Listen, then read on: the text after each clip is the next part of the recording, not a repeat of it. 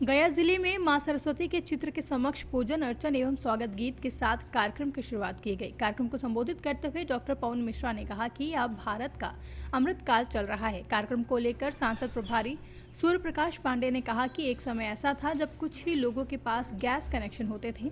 सामान्य लोगों को रसोई गैस के लिए लंबी लंबी लाइन लगानी पड़ती थी और रसोई गैस के लिए लोगों को लाठियां भी खानी पड़ती थी।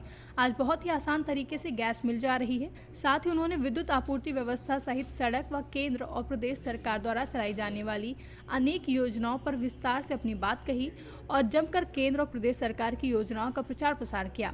विकसित भारत संकल्प यात्रा में वैन का जिक्र करते हुए ब्लॉक प्रमुख प्रतिनिधि इंजीनियर अमित यादव ने कहा कि यह मोदी जी की गारंटी वैन आप लोगों के बीच आई है। आपके गांव में जनप्रतिनिधि तथा संगठन के लोग आप सबकी समस्याओं को सुनने के लिए तथा योजनाओं का लाभ बताने के लिए आए हैं। विकसित भारत संकल्प यात्रा से महत्वपूर्ण कोई कार्यक्रम नहीं है।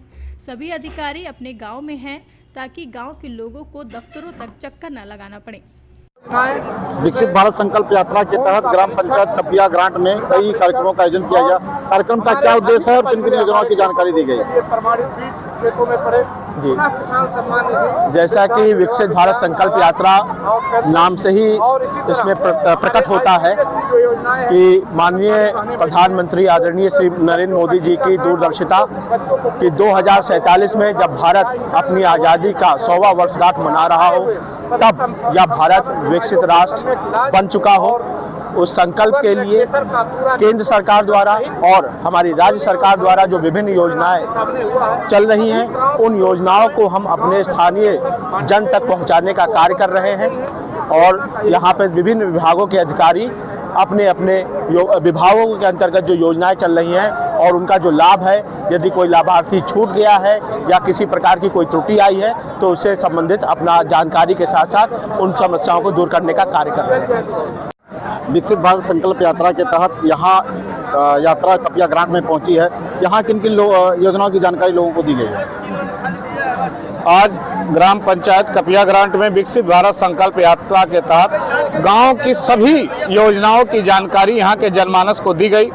यहां छूटे हुए 19 लोगों का वृद्धा पेंशन के लिए पंजीयन कराया गया है। घरौनी की कापिया ग्राम पंचायत के लाभार्थियों की बांटी गई है।